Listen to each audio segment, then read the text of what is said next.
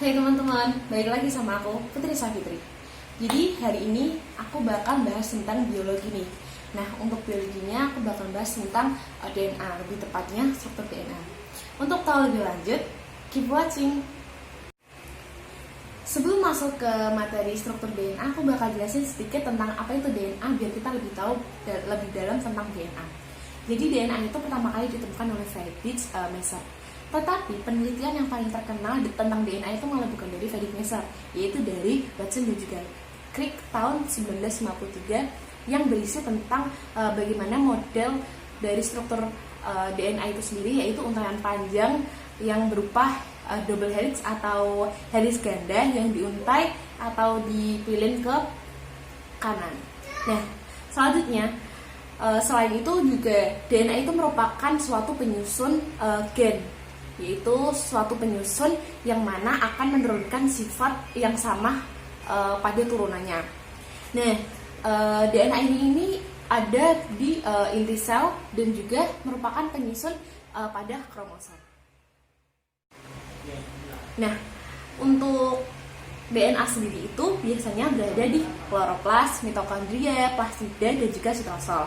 Tetapi untuk beberapa organisme seperti kata, amoeba, dan paramecium dan juga tumbuhan paku itu DNA itu juga berada di sitoplasma.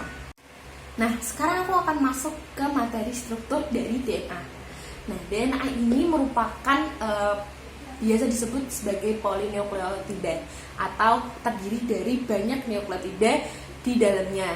Nah, sedangkan nukleotida sendiri itu isinya apa aja sih? Nah, nukleotida itu ada 3 bagian, yaitu dia yang pertama itu adalah gugus pentosa deoksiribosa, yaitu adalah gugus gula yang mana dia kehilangan satu atom oksigennya, makanya tuh namanya deoksiribosa. Nah, sedangkan pada RNA itu namanya bukan deoksiribosa tapi ribosa. Nah, itu yang membedakan antara DNA dan juga RNA.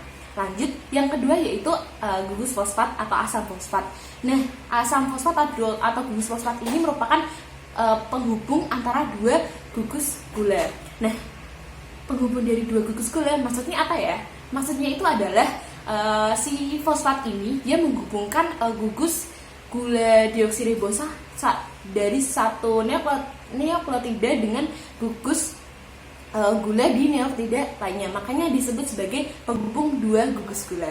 Nah, contoh dari fosfat sendiri itu yaitu PO4 3-min. Nah, selanjutnya yang ketiga yaitu basa nitrogen. Basa nitrogen ini dibagi menjadi 2, yaitu purin dan pirimidin. Nah, yang pertama nih, purin. Purin ini ada 2 jenis juga, yaitu adenin yang biasa disingkat A dan juga guanin yang biasa disebut singkat G. Nah, yang kedua yaitu pirimidin.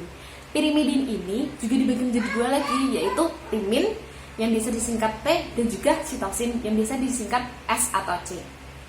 Lanjut, untuk di dalam DNA ini ada 2 sebutan atau 2 jenis, yaitu yang tadi aku udah jelasin adalah nukleotida. Nah, nukleotida ini merupakan suatu struktur dari DNA yang berupa fosfat, gugus deoksiribosa dan juga basa nitrogen. Nah, mereka berikatan, ini namanya nukleotida. Sedangkan jika yang berikatan hanya gugus gula deoksiribosa dengan basa nitrogen, itu namanya beda lagi, namanya yaitu nukleosida.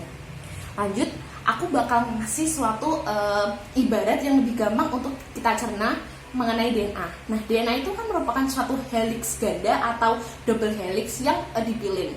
Nah, bisa nih kita ibaratkan DNA itu adalah ibu tangga atau tulang belakang dan juga anak tangga. Nah, di dalam DNA ini ada 2 ikatan. Yang pertama itu adalah ikatan antara fosfat dan gula deoksiribosa. Nah, ikatan ini bisa kita ibaratkan sebagai tulang belakang atau juga bisa kita ibaratkan sebagai ibu tangga. Nah, bentuknya kan seperti tulang belakang tuh yang bergelombang. Nah, dia juga sebagai penyangga dari anak tangga, makanya bisa disebut sebagai ibu tangga. Nah, untuk ikatan yang satunya yaitu ikatan basa nitrogen, yaitu antara adenin dengan timin, sitosin dengan guanin, itu bisa disebut atau bisa kita ibaratkan sebagai anak tangga. Jadi dalam struktur DNA ada anak tangga dan juga ada ibu tangga. Nah, kita bisa lihat kan di tengah-tengah dari DNA itu kan ada yang bersambungan yang seperti anak tangga. Nah, itu yang dinamakan ikatan basa nitrogen. Nah, bisa lebih gampang kan untuk kita cerna. Nah, dari pengibaratan tadi ada nih yang namanya ikatan basa nitrogen. Nah, ikatan basa nitrogen itu apakah bisa diacak ya antara adenin dengan guanin atau lain-lainnya. Nah, ternyata ikatan basa nitrogen ini dia sifatnya tetap, tidak bisa nih kita gabung-gabungkan dengan yang lainnya. Nah, nanti bakal terjadi kesalahan atau kerusakan pada DNA. Nah, di sini untuk pasangan dari basa nitrogen yang tetap yaitu adenin atau A yang berikatan dengan timin atau T. Sedangkan untuk guanin itu atau G itu berikatan dengan sitosin atau S atau C.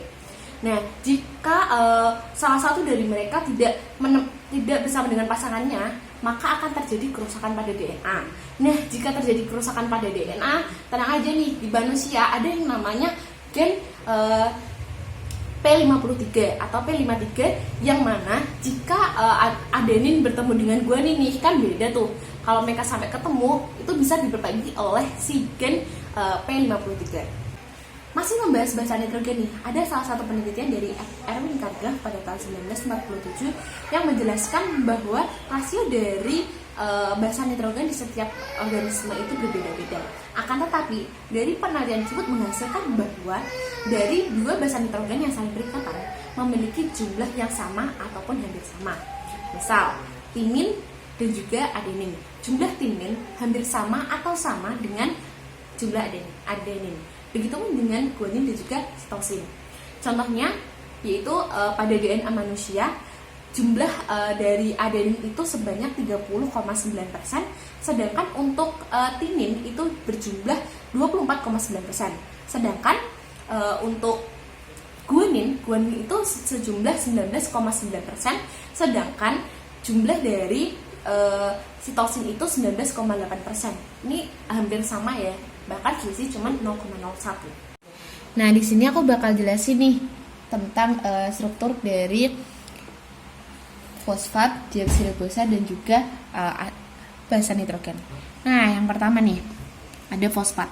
Fosfat itu terdiri atas atom P dan juga atom O atau atom oksigen. Nah, di sini ada atom oksigen atau atom O yang mana dia memiliki valensi 2. Nah, berarti dia memiliki istilahnya kaki lah untuk berikatan. Akan tetapi di sini baru kepakai satu kakinya atau satu valensi dengan P.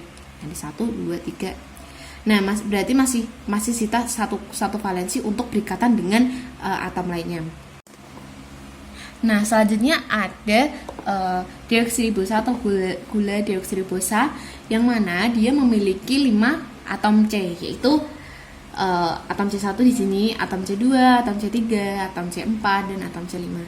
Nah, yang unik dari deoksiribosa ini adalah dia kehilangan satu oksigen pada strukturnya. Nah, kehilangan satu oksigen ini di mana sih?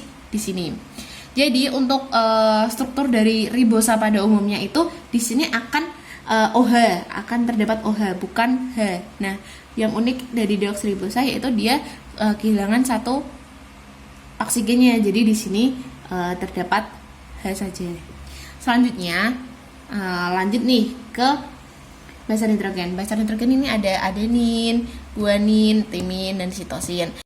Nah, selanjutnya aku bakal jelasin tentang bagaimana fosfat deoksiribosa dan juga basa nitrogen itu saling berikatan. Yang pertama ini adalah gambar ini.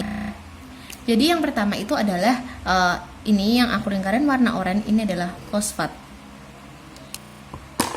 Sedangkan maaf ya, sampai sini. Iya, ini fosfat. Sedangkan untuk yang bagian ini itu merupakan gula deoksiribosa. Nah, sedangkan untuk bagian ini, maaf ya coret-coret, ini merupakan basa nitrogen. Nah, basa nitrogen apa ini? Ini termasuk pirimidin ya, karena dia hanya terdapat satu cincin. Oh ya, untuk tambahan, untuk membedakan pirimidin dan purin adalah purin itu memiliki 2 cincin. Bisa geser lagi ke sini. Nah, untuk adenin dan guanin ini memiliki 2 cincin. Nah, sedangkan untuk sitosin dan timin yang merupakan pirimidin tuh dia hanya memiliki 1 cincin. Lanjut lagi ke bagian yang tadi. Nah, dari fosfat, deoksiribosa dan juga basa nitrogen ini saling berhubungan. Nah, untuk fosfat berikatan dengan deoksiribosa itu adalah valensi oksigen yang tadi masih 1 itu, dia akan berikatan dengan atom C nomor 5 dari deoksiribosa. Sedangkan atom C nomor 1 dari deoksiribosa itu akan berikatan dengan atom nitrogen nomor 1 dari si pirimidin atau basa nitrogen tadi. Selanjutnya ke gambar yang samping ini terdapat fosfat juga yang berikatan dengan deoksiribosa ya. Bentar lagi, ini ada fosfat berikatan dengan deoksiribosa dan juga berikatan dengan yang pasti berikatan dengan basa nitrogen. Nah, untuk basa nitrogen yang kita pakai ini adalah adenin. Nah, dari rangkaian atau ikatan dari nukleotida ini terdapat 1, 2, dan 3 1 dan 2 lengan dari oksigen atau valensi dari oksigen yang masih nganggur istilahnya, atau masih tidak berikatan dengan apapun. Nah, maka dari itu ini juga akan memberikan kesempatan atau bisa kemungkinan untuk fosfat berikatan dengan fosfat lainnya. Seperti ini ya. Seperti ini. Nah, jika terdapat 2 fosfat seperti ini bisa kita namakan dengan ADP. Adenin difosfat. Nah, karena basa nitrogennya bernama adenin, maka kita sebut dengan ADP. Sedangkan jika basa nitrogen di sini timin, maka ya kita sebut dengan timin difosfat atau TDP dan lain sebagainya. Nah, di sini juga masih ada atom oksigen, lengan oksigen yang masih tidak berikatan dengan apa-apa. Nah, ini juga berkemungkinan untuk berikatan dengan fosfat lainnya seperti ini.